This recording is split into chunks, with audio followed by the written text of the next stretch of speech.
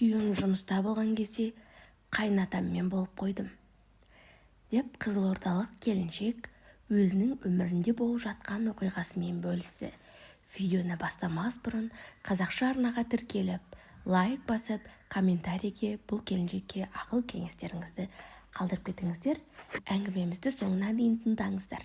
Өмірден алынған арнасында тек қана 100% өмірде болған оқиғалар ғана жарияланады.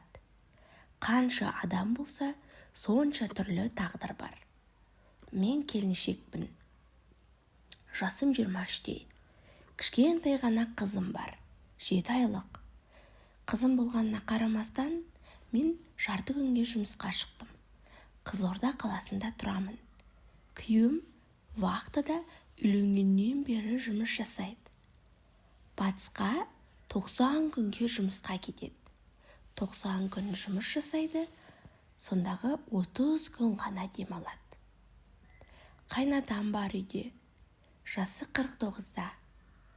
Енем осыдан 3 жыл бұрын қайтыс болған, біз үйленбей тұрған кезімізде.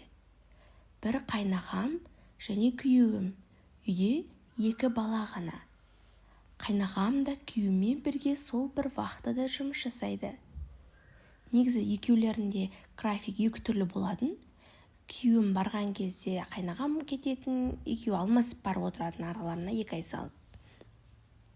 Қайнатам үйленем деп біраз бел буып еді бір жылдары, бірақ күйеуім де, қайнағам да қарсы шығып, ренжіп, қайнатаммен сөйлеспей қойды. Мен әрине қайнатамды түсінемін, себебі ол еркек, жасы әлі 49-да, ал 49-дағы еркектің өмірі енді ғана басталып жатыр деп ойлаймын, әсіресе жыныстық қатынас жағынан. Ол кісі өзіне қарап қалған, қалтасында ақшасы бар, жағдайы жақсы, өзі тап-таза киінетін, қымбат парфюм себетін, жалпы күйеуім сияқты десем болады, бірақ күйеуімнен де мысалға үлкен кісілер негізі солиднее көрінеді жас балаларға қарағанда. Бір ай бұрын қайнатам менің ұялы телефоныммен өзім наушникпен 18+ видеолар көріп отқанымды бақыламай көріп қалады. Қайнатам негізі досының үйіне кеткен болатын, ал мен үйде ешкім жоқ деп, бөлменің есігін жаппай, есікті құлыптадым деп ойлап, сондай видеолар көріп жатқам. Артыма қарап қалсам, қайнатам қарап тұр екен. Қатты ыңғайсызданып қалдым. Сосын маған әлеуметтік желілерден жаза бастады қайнатам. Үйде мен жұмыста болған кезде, ол үйден кетіп қалған кезде ескертіп жазатын. Бір жағынан сол күннен бері мен қайнатамның көзіне тура қарай алмаймын, себебі дегенмен де ол менің күйеуімнің әкесі. Қайнатам сол кезден бастап, кейде мен ойнап, кейде білмеймін қандай оймен шай бергенде білдіртпей тиісіп, ақырындап қырындап бастайтын. Маған ұзақ қарауды шығарды. Ал мен мысалы үйде мүлдем қысқа киінбеймін, басымнан орамалымды тастамаймын, күйеуім болса да, күйеуім болмаса да деген.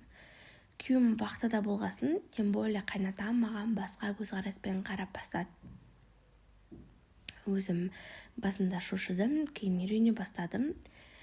Әбеттен кейін, жұмыстан келгеннен кейін атаммен жалғыз қалмауға тырысатынмын. Атам да шаруалармен кетіп қалып үйде отырмайтын, негізі себебі 49-да әлі бизнесі бар тұғын ол кісінің өзінің. Кешке қайнатам жұмыстан келгеннен кейін де ол кісімен тек қана тамақ ішіп, басқа уақытта мен өз бөлмемде болатынмын, немесе үй жинайтынмын, балама қарайтынмын, ал ол кісі маған балама қарасуға көмектесетін түске дейін. Алдында шамамен 2 ай бұрын қайнатам тойдан сылқия тойып келіп, шай деп мен бөлмеме кіріп келді. Ал мен үстімде тек қана бір пододеяльник қана болатын. Соны жұлып қалған кезде мен астында жалаңаш денем жатқан сәтімді көріп қалды. Сөйтіп қайнатам маған тіке айтатын болды. Сен ұятсыз видео көріп жүрсің, демек мен болғың келеді ғой, деп. Ашық айтшы деп анығын сұрап бастады да менен. Сол күні бөлмеме кіріп келбеді, бірақ мен ол кісіні қуып шықтым. Ал кеше түнде болса қайнатам мен бөлмеме кіріп кеп, енімнен сүйгісі кеп, бірақ қарсы тұрып, ары қарай мен қанша жерден қарсы тұрсам да қайнатам мені шешіндіріп, маған білгенін жасады. Ал мен болсам 2,5 айдан астам уақыт, 3 ай почти еркек көрмеген. Мен жаңағындай видеолар көріп жүргеннен кейін еріксіз берілдім қайнатама.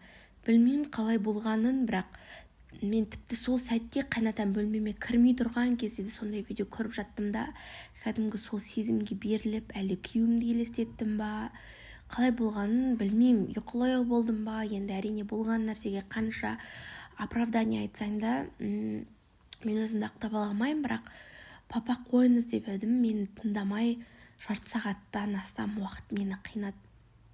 Күйеуім де дұрыс болмай көңіл бөлмегесін, одан кейін вақты да болғасында мен жаңағыдай видеолар көріп жүрдім да. Күйеуім болған кезде де көретін, себебі күйеуім онша менің көңілмен шықпайтын еркек ретінде.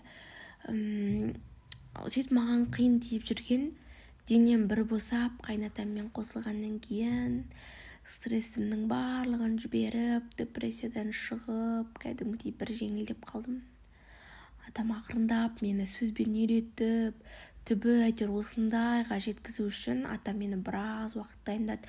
Барлығы бір сәтте бола қойған жоқ, кәдімгі мен не істеп жатсыз жоқ деп айтатындай болған жоқ, себебі бізде барлығы бірте дамыды. Осы соңғы 3 айда біз осы нәтижесі осындай болатындай қарым-қатынаста болдық десем болады. Әрине мен оны бақыламадым басында, себебі ешқандай келін қайнатасымен болғысы келмейді ғой. Қазір арасында келіп шаруасын бітіріп кетеді, күйеуім жоқ. Кәдімгі күйеуімдей болып кетті, бөтен адам емес, көшеде кезіккен бір бейшара бір адаммен болып жүрген жоқпын. Өзімнің туған қайнатам, күйеуімнің туған әкесі деп қоям өзім. Арамызда қалсын деп күнде айтады маған.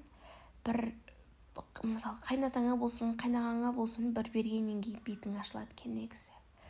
Бөлек шығуға бізде негізі ниет бар бұрыннан, себебі менің күйеуім негізі әкесімен дұрыс қарым-қатынаста емес.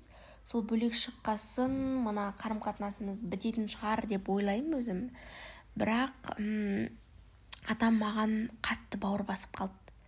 Қызда екенсің деп айтады маған әр болған сайын. Келіншектерге жалпы айтарым, бір бермеңдер ешкімге, ал егер де беретін болсаңдар, әйтеуір бір повод тауып берсеңдер, түбі беттерін ашылып кетеді екен. Күйеулеріңді алысқа жібермеңдер, әсіресе вахтовый жұмысқа. Себебі еркек ана жақта жүрмесе де, мына жақта әйелі жүруі мүмкін. Жалпы видеомды көріп отқан тек қана әйелдер ғана емес, еркектер де көреді ғой. Еркектерге де айтам да, негізі әйелдеріңіз тастап ешқайда кетпеңіздер, себебі әйел адамда тас емес, сізде тас емессіз. Әйтеуір сіздердің көмекшілеріңіз бар болатын болса, ал әйелдерде ондай ештеңе жоқ. Сондықтан да менікіндей оқиға болмасын десеңіздер, әйелдеріңізді ешқашан тастап кетпеңіздер. Үйленгеннен кейін, отбасы болғаннан кейін бірге тұрғандарыңыз дұрыс. Ешкімге айта алмай жүрген, ішімде жүрген кәдімгі бір үлкен сырым еді. Осы 3 ай өтті, енді бұйырса алдағы аптаның басында күйеуім жұмыстан келеді. Енді не істейін, маған қандай ақыл кеңестеріңіз бар? Әрине болған нәрсе болды, бояуы сіңді, бірақ дегенмен де мүмкін бір нәрсені өзгертуге болар. Күйеуіме айтсам, білмеймін, мен қайнатам әйел бола алам ба? Күйеуім мені тастап кетсе, бір отбасынан шырқын бұзам ба, әлде ана жақта енем қандай халде болады, мына жақта атам деген секілді. Сіздердің ақыл кеңестеріңізді күтем, қыз келіншектер. Мүмкін осындай бір ұқсас жағдай болған шығар бастарыңызда деп кейіпкер өз оқиғасын аяқтайды. Ақыл кеңестеріңіз болса комментария қалдырып кетіңіздер. Сіздермен болған өмірден алынған арнасы. Видеоға лайк басып, каналға тіркеліп, комментария жазып кетіңіздер. Келесі әңгімеге дейін қош сау болыңыздар.